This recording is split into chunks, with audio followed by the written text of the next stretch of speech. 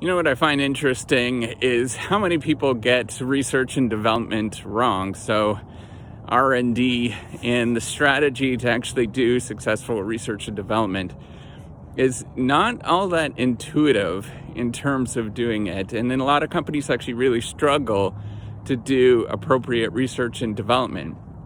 So if you don't know me, I'm Professor Dave Maslach. I'm Associate Professor of Innovation Strategy and Entrepreneurship.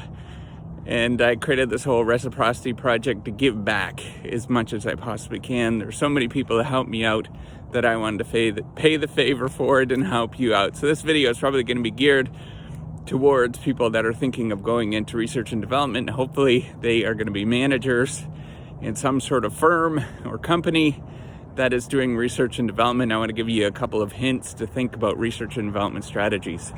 So the biggest thing that I think is the most daunting and frightening thing with research and development is that you should be doing and dedicating some of your resources towards wasting money. And so what do I mean by that? Why do you want to actually waste money? Well, what you're looking for with research and development is creating new ideas, new products, new services that is going to turn into something in the future. The problem is you don't have a very good idea of what those things are in the future. If you focus on things that are going to provide value in the next, say, 3 to 4 years, you're too short in the near term and not thinking about long-term value that's being generated. So you have to focus on things that are really random and really don't provide very much value in the near term. So within the next 5 years, you have to think about wasting money for those first 5 years to actually get into a new area in, say, 10 years from where you actually are. So that effort that you're working on, that thing that you're looking at, actually is going to feel like you're wasting money. It's going to feel like you're spending a heck of a lot of money on nothing that is not panning out. And so the struggle that you're going to be facing when you're talking to, maybe it's your CEO or talking to other managers in your firm and your company, is how do you actually justify spending money on something that really is not producing any value in the near term? And so the struggle is actually making the case for the thing that you're working on is actually going to provide value sometime in the future. The issue is we don't really know whether it's actually going to provide value or not. Sometimes it doesn't. In fact, it doesn't a lot, where you actually invest in something and there's just no value there. So what you have to look for are returns, are things or projects that provide a tremendous amount of potential for return, and how you might treat that. Now, there's lots of different ways to sort of think about what is the best research and development strategy. One of the ways that I actually really like is thinking about it in terms of real options. So it's this idea where you purchase the right, but not the obligation, to pursue something in the future, to pursue some sort of activity in the future. So thinking about it in those terms, what you're looking at is things that provide potential opportunities in the future, but don't necessarily cost a tremendous amount of money to get into it.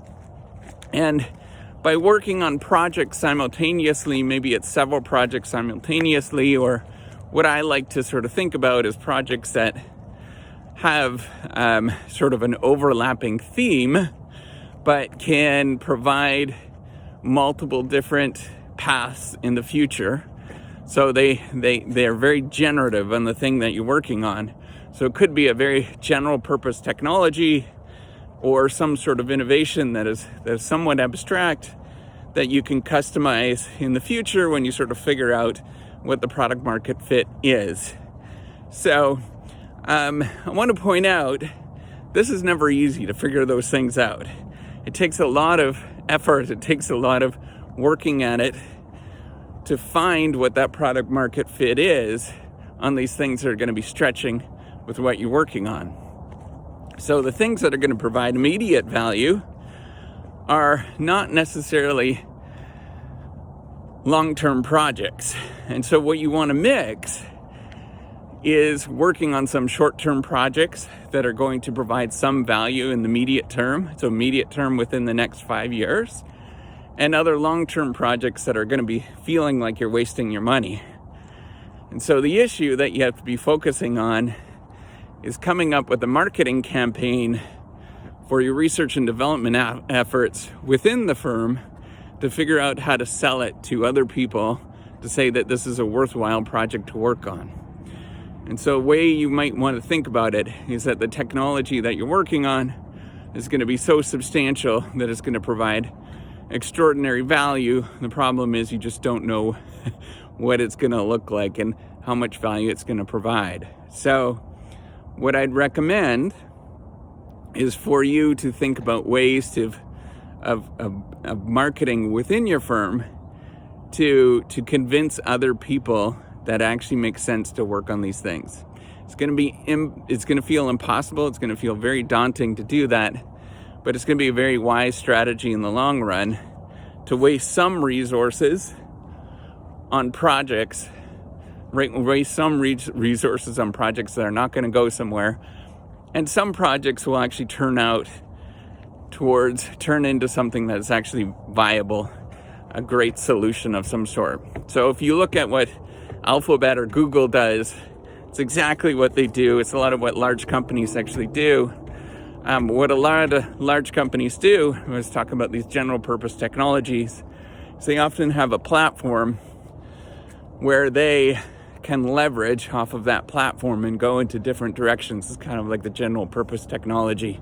So 3M, for example, their capability or their platform that they have is glue, is adhesives, and things along those lines. They're very good at that kind of stuff, and they look for different sources. I'm blanking on it. It's a glass manufacturer in the United States, not Corning. I was going to say Corel, but that's not right. Corning has glass as their sort of platform that they build off of. And as they build off that platform, they look for ways to leverage off of that.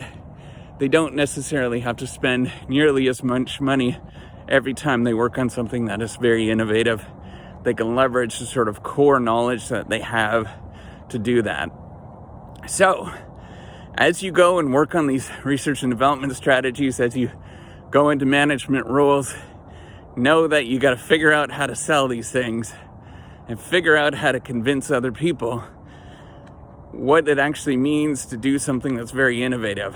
It's going to be a challenge, but I'm pretty sure that you can do it. All right, if you like this video, give me a thumbs up and do subscribe to the YouTube channel. Bye.